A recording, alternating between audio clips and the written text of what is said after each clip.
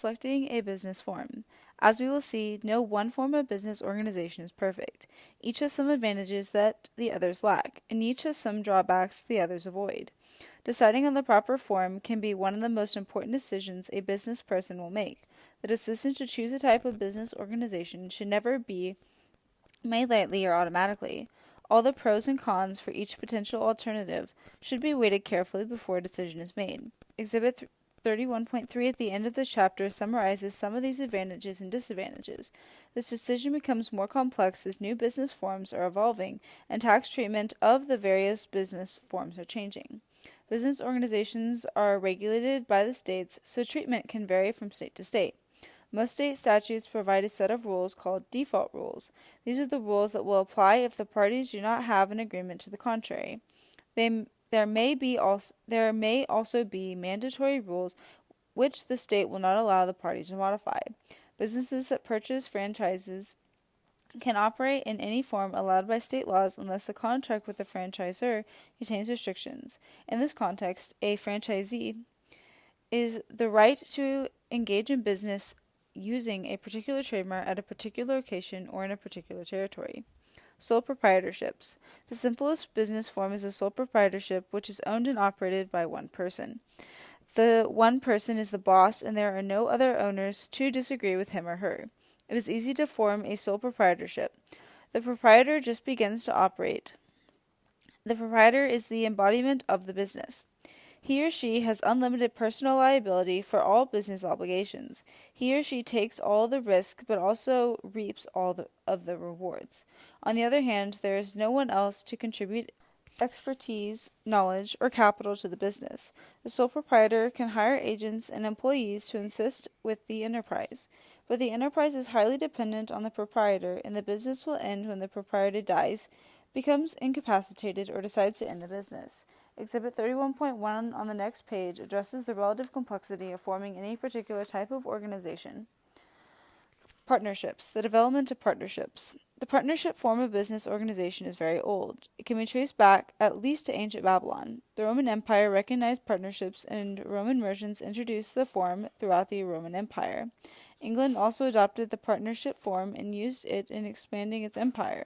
The United States, as a form of British colonies, followed the English common law of partnership for years.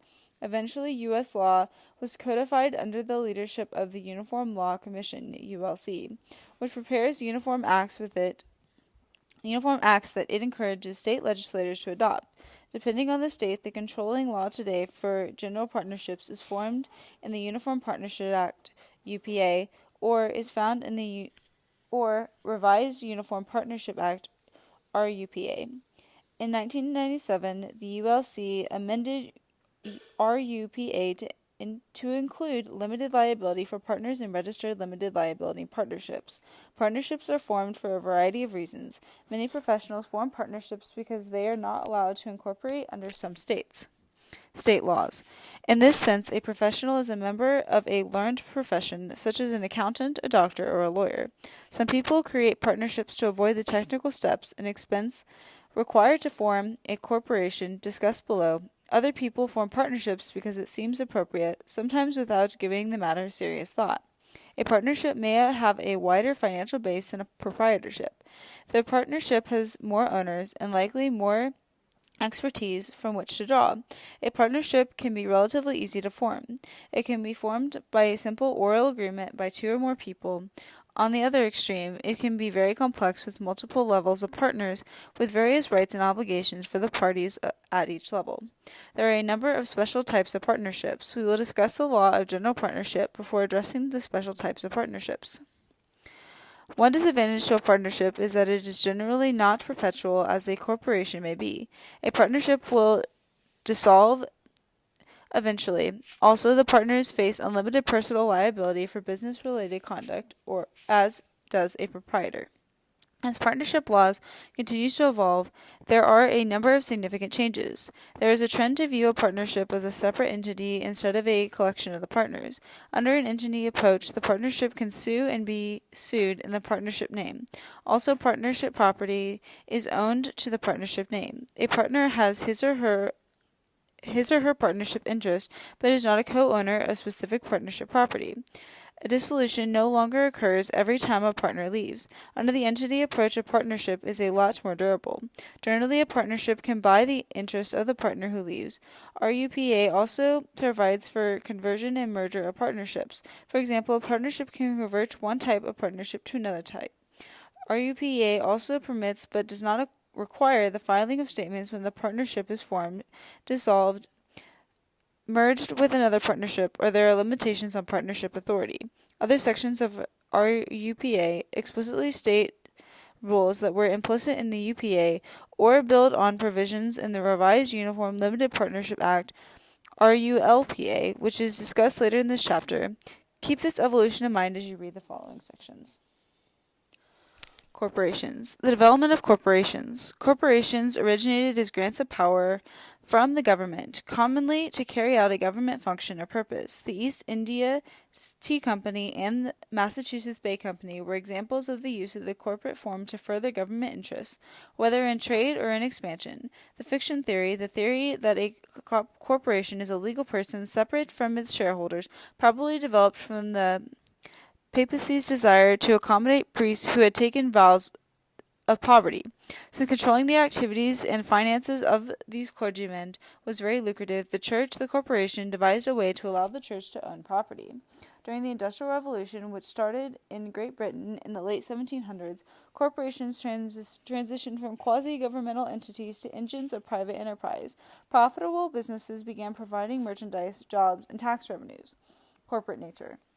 We define a corporation as an artificial person created under the statutes of a state or nation and organized for the purpose set out in the application for corporate existence. A corporation is an invisible, intangible, artificial person. Because it is considered a person, the corporation ordinarily enjoys most of the rights possessed by natural flesh and blood persons. For example, it is a citizen of the state in which it has been incorporated. For most purposes, a corporation is considered a citizen and domiciliary of both the state of incorporation and the state where it has its corporate headquarters. This also means that under the Fourth Amendment it cannot be the object of unreasonable searches or seizures, and under the 14th Amendment it must be afforded its rights of due process and equal protection. Note, however, that the corporations do not possess the Fifth Amendment right against self-incrimination. Advantages of corporate form. Corporations are popular business forms because of their advantages over other types of business organizations. These advantages include insulation from liability. Corporate debts are the responsibility of the corporation. The shareholders' liability ordinarily is limited to the amount of their investment. Creditors of the corporation normally cannot reach the shareholders' personal assets. Centralization of management functions. Centralizing the management functions in a small group of persons with management expertise avoids some of the friction that may plague partnerships. Continuity of existence. The corporation continues to exist even after the deaths of the officers, directors, or shareholders, or the withdrawal of their shares. This potential for perpetual existence provides stability. A corporation can exist in perpetuity unless a specific length of time is stated in its articles of incorporation. Free transfer via shares.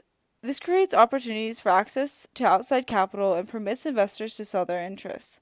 These attributes influence many large and small businesses to choose the corporate form, even though in a given situation another form may better suit the business's needs. This is a decision that requires careful thought and the advice of knowledgeable experts such as a lawyer, accountant, and/or investment advisor. There are also distinct advantages that may result from choosing the corporate form. Formation of a corporation. The process of forming a corporation involves the complicated issue that demand the attention of well-versed professionals. One of these considerations consists of choosing the most desirable type of corporation for the particular circumstances. Another important decision is whether to incorporate. Although there are some federal statutes, most corporate activity is controlled by state law. There are a number of special categories of corporations. They include the publicly held corporation, which has access to capital by selling new shares. There will generally be a large number of shareholders, and each shareholder has little say in the management of the firm. Examples include American Telephone and Telegraph, General Electric, General Motors, and International Business Machines. The closely held corporation, which has a few shareholders and restricts the transferability of shares in order to consolidate control. Shares are generally not as liquid or saleable as those of publicly held corporations due to transfer restrictions. A professional corporation is organized for conducting a particular occupation, or professions such as accounting, dental work, medical practice, and legal practice. Typically, state statutes limit the ownership of shares to professional persons with the appropriate license. The professional is ordinarily personally liable for his or her own malpractices or similar torts, as well as for such acts performed by others who are under professional supervision. A municipal corporation, which is a city, town, or other local political entity, is formed under the authority of the state. The quasi-public corporation, which is a for-profit corporation that furnishes essential public services such as providing gas, electricity, or water. The non-profit corporation, which is organized for the charitable purposes. These include educational institutions, charities, private hospitals, fraternal orders, and religious organizations. Promoters. The services of promoters, pre-incorporators, are not legally required. However, promoters generally begin the process of forming a corporation by taking some of the positive steps necessary, such as hiring a corporate attorney, leasing an office, and procuring subscribers for the stock. Promoters facilitate the creation of the corporation by bringing interested parties together and by encouraging the venture until the corporation is formed. Promoters' activities raise a host of legal issues. Since the promoter is working on behalf of an entity that does not exist, questions arise as to whether the promoter or the corporation is liable to contracts made by the corporation's behalf before its existence. The general rule is that the promoter will be liable for goods and services rendered to him or her before the corporation's formation. However, the corporation may become liable for the promoter's contracts, and possibly torts, and its formation. In some cases, the other party to the contract may agree to release the promoters, ending the promoter's liability. The other party, the corporation, and the promoter may agree to a novation. In this context, novation means a new contract that replaces the old contract and substitutes the corporation for the promoter. The novation releases the promoter from his or her liability. The new corporation will be liable instead. The corporation may ratify the promoter's contracts. Ratification is accepting an act that was unauthorized when committed and becoming bound to that act upon its acceptance. For example, the board of directors might ratify the promoter's contracts at the first meeting of the board of directors. Ratification will make the corporation liable on the contract. It does not release the promoter from liability. The possibility of double dealing is inherent in the process of promotion. For this reason, the law treats promoters as owing fiduciary duties to the corporation. Consequently, the promoter must act in good faith, deal fairly, and make full disclosure to the corporation. In a few cases, the promoter has had to give back to the corporation secret profits or embezzled funds and made to pay other damages. Therefore, anyone desiring to act as a promoter should seek professional advice in advance. Articles of Incorporation. The document that signals the official existence of a corporation is the Articles of Incorporation. State statutes prescribe the contents of the articles. Typically, the articles include the name of the corporation, its purpose, its duration, the location of its principal office or registered agent. A registered agent, also called a resident agent, is a person designated by a corporation to receive service of process within the state. Its powers, its capital structure, that is the number of shares and minimum stated capital. The latter is the amount of consideration received by the corporation for all its shares. The names of the initial directors. These people are usually the incorporators. An incorporator participates in the formation of the corporation by executing the Articles of Incorporation. The signatures of the incorporators is most jurisdictions that do not have to be shareholders. Once the incorporations file the articles with the appropriate state official, ordinarily the Secretary of State, and pay all the required filing fees, the state issues a formal certificate of incorporation. Corporate charter/certificate of incorporation. In most states, corporate existence begins with the issuance of the certificate of incorporation by the Secretary of State. After the state issues the certificate, the state normally will not interfere with its grants of power to the corporation. Unless the corporation by its conduct poses a definite and serious danger to the welfare of the state's citizens, the state will honor the certificate and allow the corporation to conduct its usual business without interference. On the other hand, the state might intervene if the corporation is engaged in a wholesale fraud. Organizational meeting. In some jurisdictions, official corporate existence begins after the first organizational meeting, following the issuance of the certificate of incorporation. The organizational meeting is important because it is during the meeting that 1. Bylaws are adopted, 2. The incorporation agreements are approved, and 3. Officers are chosen. It is important to record and maintain accurate minutes of this meeting. Bylaws. Bylaws are the internal rules and regulations adopted by a corporation for self-regulation, especially the regulation of day-to-day matters not covered by other documents. These ordinarily are not filed in a public place as articles of incorporation are. They must be consistent with the jurisdiction's corporation statute and the corporation's articles. Bylaws typically list the location of the corporation's offices and records, describe the meetings of the shareholders and the directors, set out the powers and duties of the board of directors, officers, and executive committee, establish the capitalization of the corporation, that is, what types of shares may be sold and how many shares are authorized to be sold, and establish the methods for conducting the corporation's business, such as an executive of contracts, signatures on deeds, and notices of meetings. De jure versus de facto corporations. It is relatively easy to obtain corporate status if one carefully follows the required statutory procedures. Even so, errors occur, so that it is necessary to examine the consequences of failure to comply with the statutory requirements. Defective incorporation, as this concept is called, may be a matter of degree. If the defect in formation or non-compliance with the incorporation statute is slight, the law characterizes the corporation as de jure, valid by law. The general rule is that where substantial compliance with all steps necessary for incorporation has occurred, the resultant entity is a de jure corporation. If an address is wrong and a provision mandating an address or relatively insignificant provision has been overlooked, courts will not invalidate corporate status. Such minor flaws ordinarily will not cause a loss of de jure status. Sometimes, however, the defect involved is so serious that the law does not consider the corporation as de jure. Corporativeness and all of its attributes may still be retained, however, if certain conditions are met. 1. A law exists under which the business could have been incorporated. 2. There was a good faith effort to comply with the statute. And 3. There was some use or exercise of corporate powers. Such entities are called de facto corporations. Corporations, in fact, if not in law, only the state can attack the existence of a de facto corporation. Consequently, if the state does not bring an action to dissolve the corporation, the firm will enjoy all the powers and privileges that exist in the corporate form. This result is probably just, even if the defects in compliance are serious. If both the entity and third parties dealt with each other in the belief that the corporation existed, it would be fair to fulfill the expectations, yet the law should scrutinize the parties' non-fulfillment of statutory requirements in order to avoid frustrating legislative intent. In recent years, statutory provisions have increasingly reflected the view that the issuance of a certificate of incorporation will create a presumption that the incorporation has been validly formed, that is, it has attained de jure status, except in actions brought by the state. If the state has taken no action, has issued no certificate, the presumption is that corporate status is not yet realized. In this case, third parties can hold individual shareholders personally liable. These developments have greatly eroded the importance of the de facto doctrine, but some courts have continued to make distinctions between de jure and de facto corporations. It is therefore important to understand both the traditional approach and the modern trends in this area of law. Corporate powers.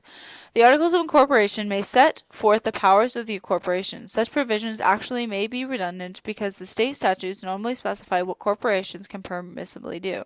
These express powers include the ability, 1, to conduct business, 2, to exist perpetually unless the articles define a shorter period or the state dissolves the corporation, 3, to sue and be sued, 4, to use the corporate name or seal, and 5, to make bylaws. In addition, corporations possess implied powers to do everything reasonably necessary to conduct their business. Typical implied powers consist of holding or transferring property, acquiring stock from other corporations, borrowing money, executing commercial paper, issuing bonds, effecting loans, reacquiring the corporation's own shares, and contributing to charity. Statutes may enumerate these and other implied powers. Ultra vires acts.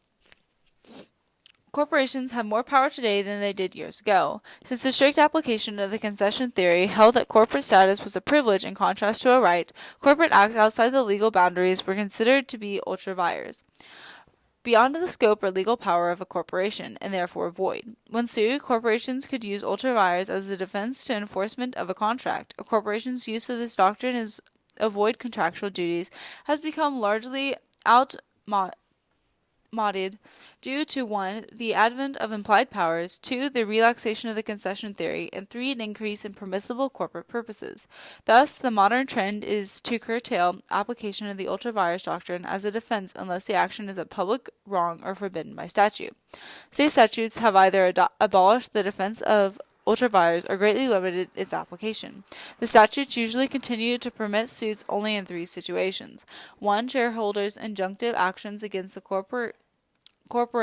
Injunctive actions are suits asking for a court of equity to order a person to do or to refrain from doing some specified act. 2. Shareholders' derivative suits on behalf of the corporation to recover damages caused by an impermissible act. 3. Proceedings by the act to dissolve the corporation because of repeated violations of applicable law. For practical purposes, these situations constitute the only areas where the ultra vires doctrine will still be applied. Taxation of corporations. The law recognizes corporations as separate entities for federal income tax purposes. Often this is a disadvantage of the corporate form. The corporation pays taxes on its income as earned. When this income is distributed to shareholders in the form of dividends, shareholders have taxable income. The structure is called double taxation. Because corporate losses are not passed on to the shareholders do not receive the tax advantages that otherwise accompany such losses. The Internal Revenue Code allows a corporation to avoid double taxation by requiring S corporation status.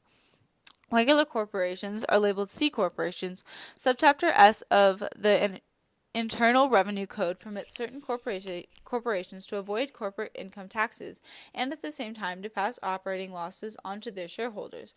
Federal tax laws covering S corporations are similar to the tax laws for sole proprietorships or partnerships. Depending on the number of owners, attaining S corporation status involves an elective procedure and requires strict compliance with statutory requirements. In order to elect Subchapter S status, the business must be a domestic small business corporation. To be a domestic corporation, it must be incorporated and organized in the United States. Businesses incorporated outside the United States, certain banks and insurance companies may not become S corporations. Have only one class of stock issued and outstanding. Generally, there may be difficult options or voting rights within that one class.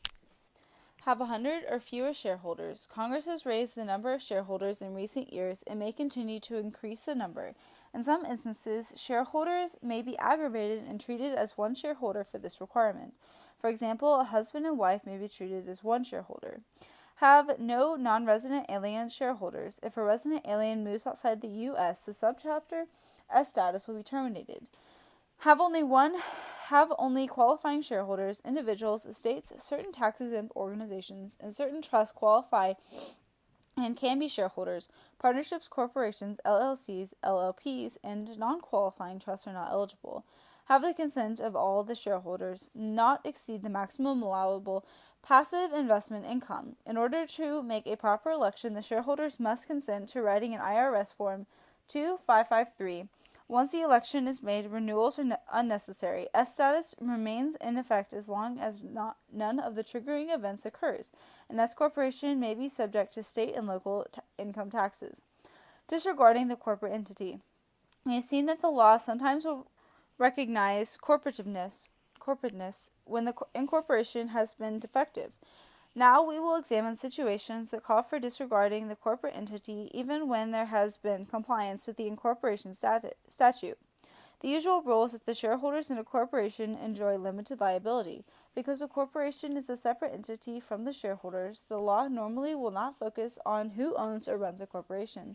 Sometimes, though, the court will pierce the corporate veil in order to serve justice. In other words, the law will ignore the shield that keeps the corporation and its shareholders' identity separate. For example, the corporate veil may be pierced to place liability on the shareholders when the corporate form is being used to defraud others or to achieve similar illegitimate purposes.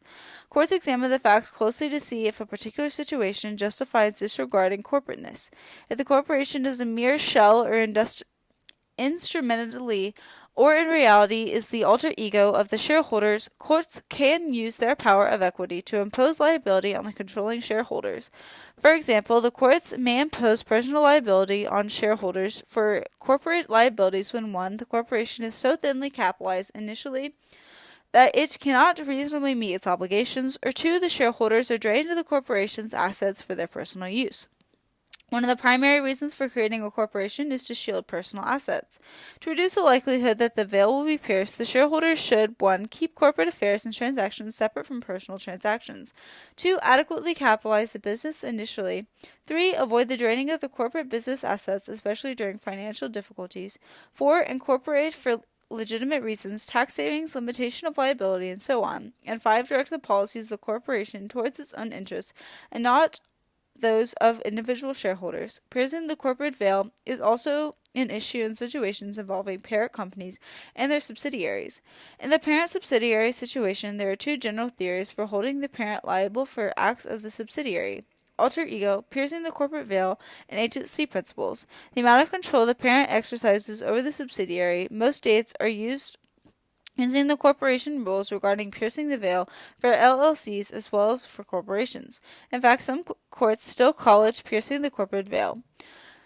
Exhibit 331.2 illustrates these points. Limiting liability companies. Limiting liability companies, LLCs, are a hybrid form of business organization. Despite some disadvantages, it appears that most small businesses formed today choose to operate as limited liability companies. The state enabling statute that allows LLPs may be the same state statute that authorizes LLCs. In addition to the usual concerns about whether the enterprise will be financially successful, additional uncertainties arise with the LLC's form of business organization. In general, business people need to remember that the state statutes vary, and what is true of New York LLCs may not be true of Florida LLCs. Some states allow for much flexibility while others are more restrictive. The ULC drafted a Union Limited Liability Company Act in 1995, amended it in 1996, and revised it in 2006. The first United States LLC statute was enacted in Wyoming in 1977. All 50 states and the District of Columbia now recognize LLCs. Many states also recognize out-of-state LLCs and or permit registration of foreign LLCs. The purpose of the LLC is to provide limited liability for all investors who are called members. LLCs have an advantage over limited partnerships because of a general partner is not required. Recall that a limited partnership must have at least one general partner who is personally liable for the partnership's debts. With an LLC, each member's liability is limited to his or her capital investment plus an additional capital contributions he or she contractually promised. The LLC member's shares are generally not freely transferable, so LLCs are not suitable where a large number of investors is anticipated. Initially, many states require more than one member to form an LLC. However, all states now permit one-member LLCs. Many state statutes require LLCs to file articles of organization with the state similar to the articles of incorporation filed by corporations. Generally, state law permits corporations, non-resident aliens, partnerships, and trusts to be members of an LLC. The statutes also require that the entity indicate in its name that it is an LLC. Most states require the use of limited liability company, limited company, LLC, or LC in the title. Most states require the following information in the LLC's article of organization: name, duration. The trend is to allow LLC to exist in perpetuity if the organizers desire. Purpose, address of the initial registered office, and the name of the initial registered agent of that office at that address. Statement that the LLC is to be managed by a manager or group of managers, or a statement that it will be managed by the members. Name and address of each initial manager or managers, if applicable, or an additional member. Name and address of each organizer. Organizers serve the role of promoters in LLCs. The article of organization must be filed with the state. Often the filing fee is less for articles of organization than it is for articles of incorporation. Many states limit what type of business can form an LLC. For example, professional practices and insurance businesses may not be authorized to form LLCs. Most state statutes provide default rules for how the LLC will operate. These default rules can generally be modified by the organizers to suit their particular LLC. Management of limited liability companies.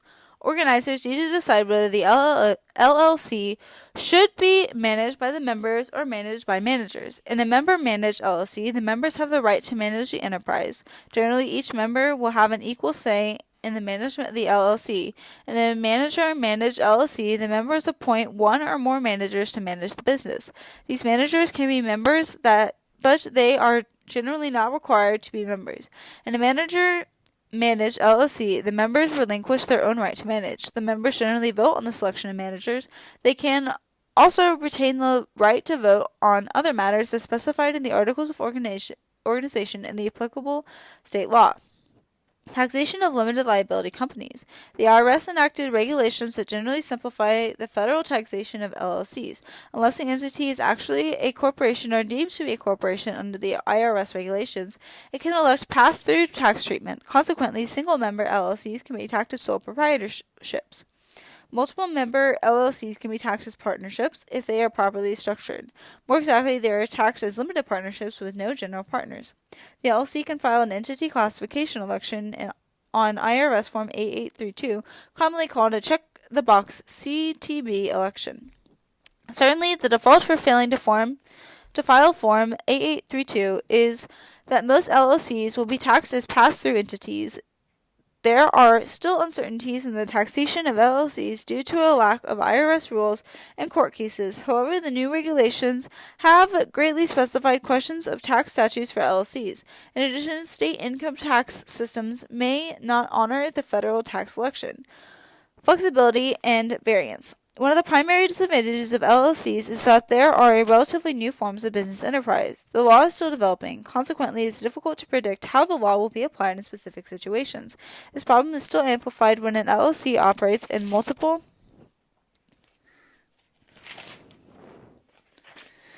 states due to the variance in state statutes. Which states' laws will be applied? Many statutes authorizing the creation of LLCs include statements that other states should honor and enforce the law under the LLC is formed.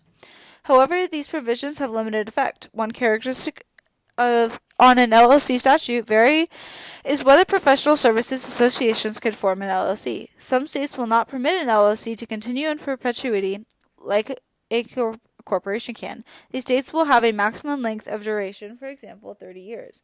Most LLC statutes or the LLC articles greatly restrict the transferability of shares.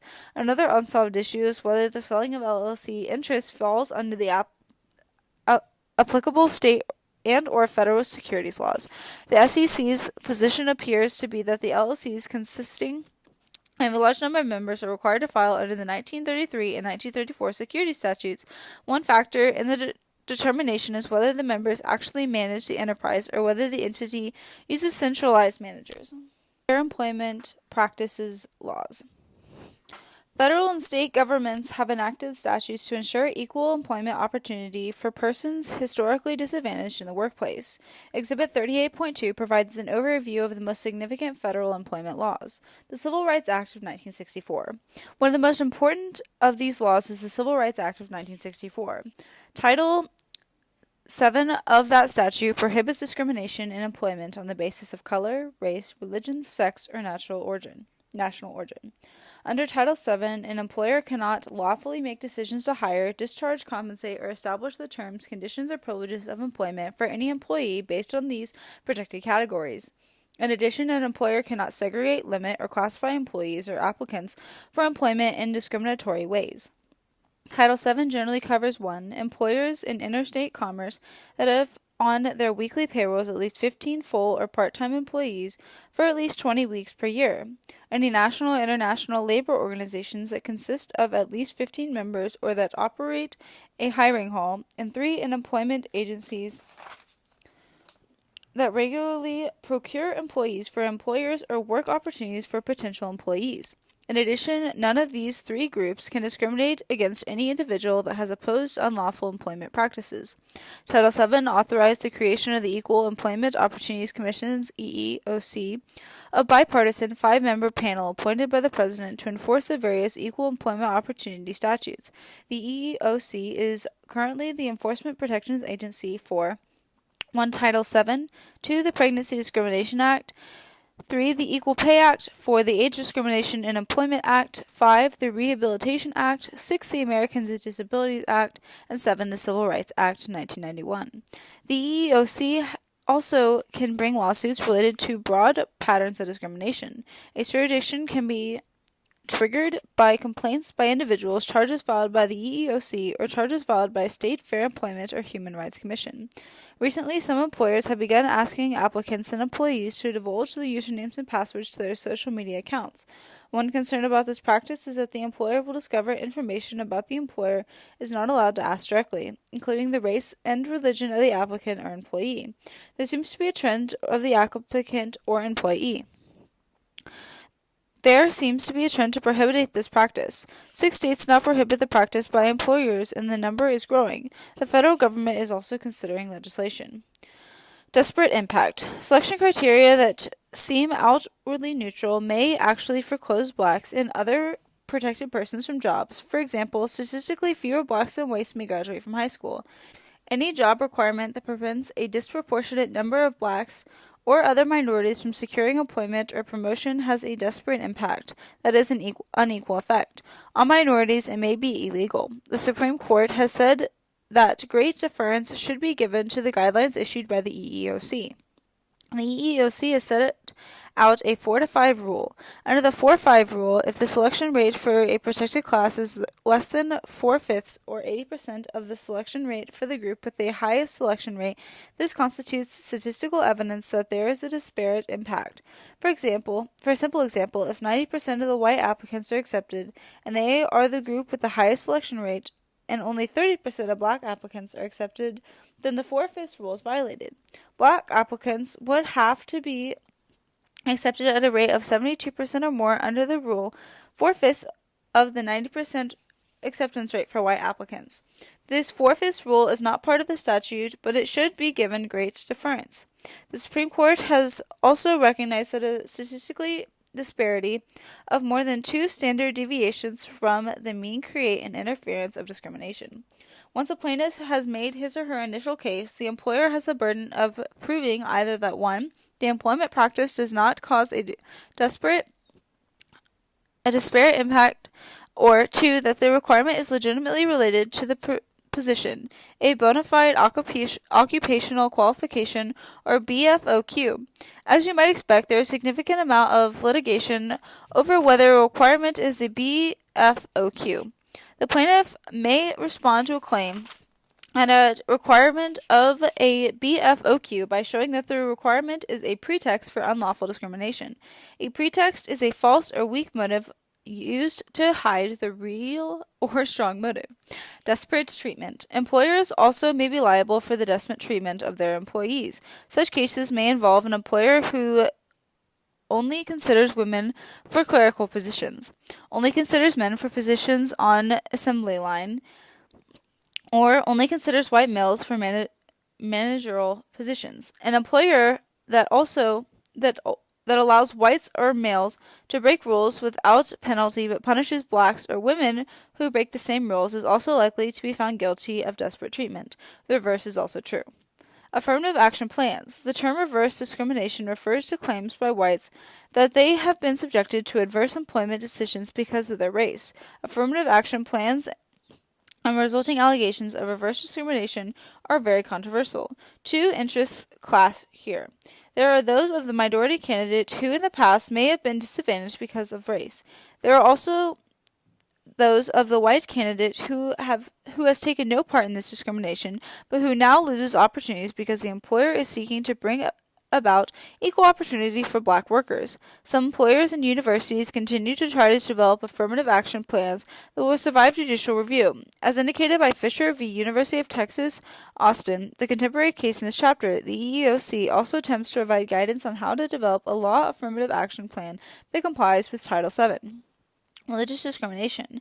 Title VII also prohibits religious discrimination. Sincere religious beliefs, or the lack thereof, are protected under Title VII. Under Title VII, the employer must make a reasonable accommodation to the employer's religious beliefs unless doing so would pose an undue hardship on the conduct of the business. Problem areas include scheduling an employee to work on his or her Sabbath and restrictions on beards, length of hair, and clothing that are mandated by an employee's religion. Kimberly Cloutier wore an eyebrow ring as a symbol of her affiliation with the Church of Body Modification. She was employed by Costco Wholesale Corporation, who had a policy prohibiting employees from wearing visible facial or tongue jewelry except for earrings. Cloutier used asked for an accommodation for her religion. Costco informed her that she could cover the jewelry with an adhesive bandage or insert a clear plastic retainer in its place. She refused to do so. She argued that the only reasonable accommodation was to allow her to wear her piercings. The court decided that Costco had no duty to accommodate Clotilde because Costco could not do so without undue hardship. Costco had a legitimate interest in requiring its employees to be reasonably professional in their appearance. Bona fide occupational qualifications, BFOQs. Religion, sex, or national origin can be a BFOQ. Race, however, cannot. Private educational institutions may make a religion a BFOQ.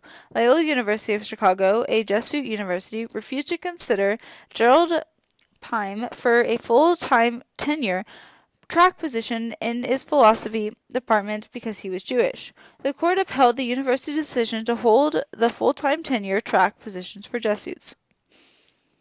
A movie director can cast only women in women's roles for authenticity. A restaurant can hire only women to be restroom attendants in the women's restroom.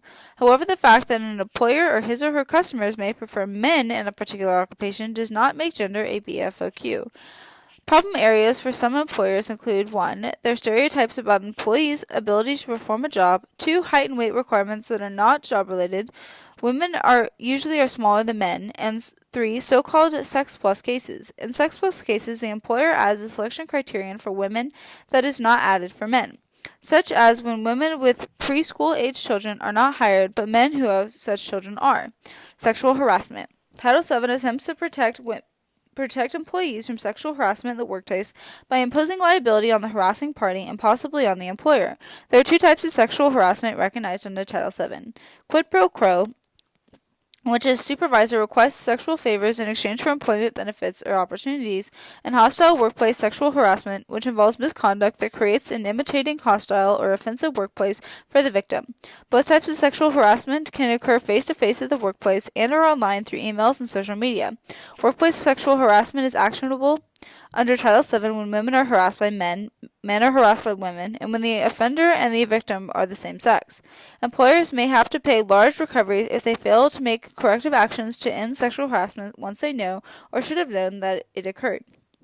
Courts use different standards based on who is engaging in harassing behavior. If harassing employee is the victim's coworker, the employer is liable only if the employer was negligent in controlling the work conditions. When the harasser is the victim's supervisor, different rules apply. If the supervisor's harassment results in a tangible employment action, the employer is strictly liable. Tangible employment action is a significant change in employment status, such as hiring, firing, failing to promote, reassignment with significantly different responsibilities, or a decision causing a significant change in benefits. If no tangible employment action is taken, the employer may escape liability by establishing that 1. The employer exercised reasonable care to prevent and correct any harassing behavior, and 2. That the plaintiff unreasonably failed to take advantage of the preventive or corrective opportunities that the employer provided. Computer use can be the basis for sexual harassment. Typical examples involve employees uploading, downloading, or displaying inappropriate content, for example, pornographic material on a firm's electronic bulletin board, or employees using emails to make unwelcome sexual overtures to other employees. Employers will want to include clear statements in their anti-harassment policy that the policy applies to the firm's email system. Companies want to monitor social media and any bulletin boards to identify and remove any inappropriate content. Title VII.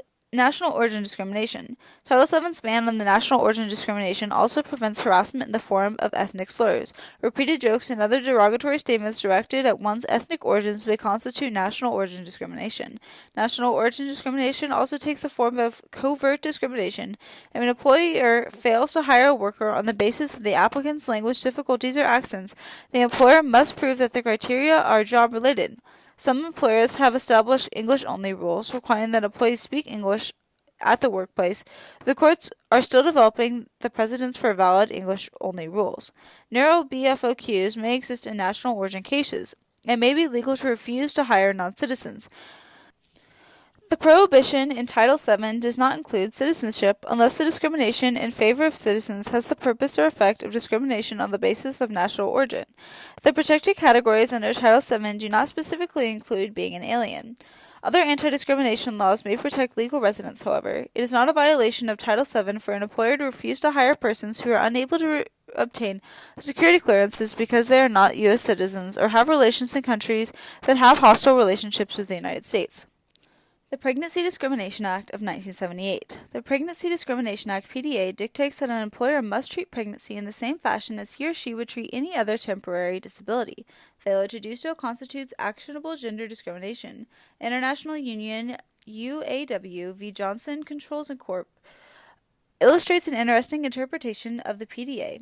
Johnson Controls' battery manufacturing process used lead. Occupational exposure to lead entails health risks, including the risk of harm to a fetus carried by a female employee. Johnson Controls decided to bar all women, except those whose infertility could be medically documented, from jobs involving actual or potential lead exposure exceeding the OSHA standard. The union filed a suit on behalf of the employees, claiming that the policy constituted sex discrimination in violation of Title VII. According to the Supreme Court, by excluding women with childbearing capacity from these jobs, Johnson Controls policy created a facial classification based on gender and explicitly discriminated against women on the basis of their sex. When Johnson Controls used the words capable of bearing children, it explicitly classified on the basis of potential for pregnancy. Johnson Controls' alleged concerns about the welfare of fetuses was not enough to establish a BFOQ of female sterility. The court concluded that the decision about the welfare of future children must be left to the parents who conceive, bear, support, and raise them rather than the employers who hire those parents. The Immigration Reform and Control Act of 1986, the Immigration Reform and Control Act, IRCA, is principally aimed at stemming the flow of illegal aliens into the United States. However, it also bans discrimination based on national origin or citizenship. An employer cannot refuse to hire applicants because they appear to be aliens or non-citizens. IRCA is narrower in the scope than Title VII because it covers hiring recruitment of workers for a fee and discharges Title VII preempts this act whenever Title VII covers the conduct in question.